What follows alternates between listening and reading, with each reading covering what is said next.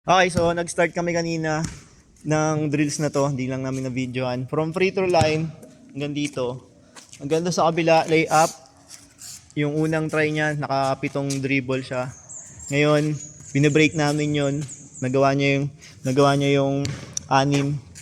niya yung 5. And tingnan natin kung ilan yung magagawa niya ngayon. So, maliit lang to. 5'3 lang ata to si Kenneth, 5'2.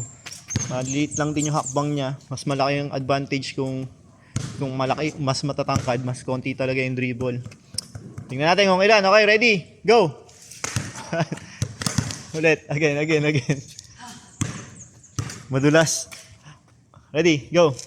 1, 2, 3, 4. Nice one! 4 na dribble na lang. So, kaya pa sana ng 3. Kaya ng 3 dribble kung dito niya kinuha yung yung sa labas ng 3 points yung ginador yung bola. Tapos malaking hakbang ulit, 2. 1, 2.